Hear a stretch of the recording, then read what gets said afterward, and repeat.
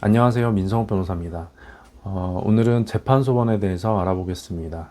쉽게 말하면 대법원까지 가서 재판을 다 졌는데 헌법재판소까지 가서 다시 한번 재판을 받아볼 수 있게 된 것이죠. 올해 3월 12일자로 시행이 됐는데 사실 이번 법 개정 이전에도 헌법재판소는 대법원의 재판이 헌법소원의 대상이 될 수 있다는 입장이었고 실제로 대법원 판결을 취소한 헌재의 결정도 있었습니다. 다만 대법원에서는 그동안 이를 인정하지 않으려는 입장이었죠.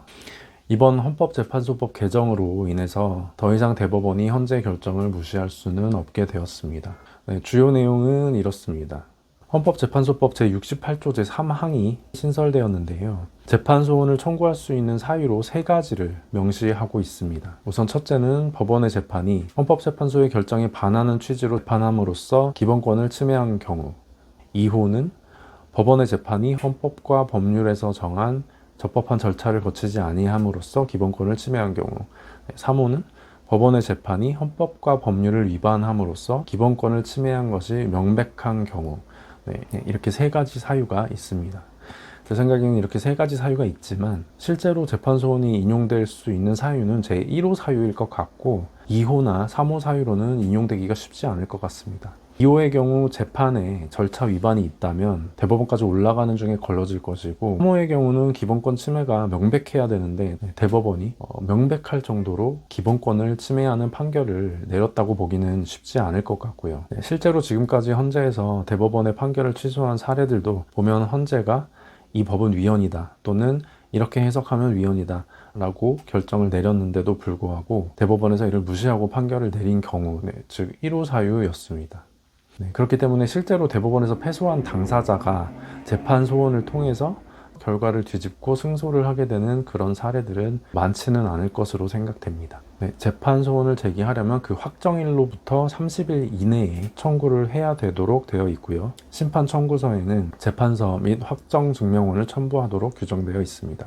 헌재에서 대법원 판결을 취소한 경우에 법원이 다시 재판을 하도록 되어 있기는 하지만 구체적으로 어떻게 후속 절차들이 진행되어야 하는지 등 세부적인 디테일들은 아직 정리가 되지 않은 것 같은데 이 제도가 앞으로 어떻게 정착이 되고 운영이 될지는 지켜보아야 될 것 같습니다. 지금 아직 시행된 지 1개월도 되지 않았는데 건이 엄청 접수되고 있다는 기사가 나오고 있는데 헌재에서 이를 감당할 수 있는지도 문제인 것 같습니다.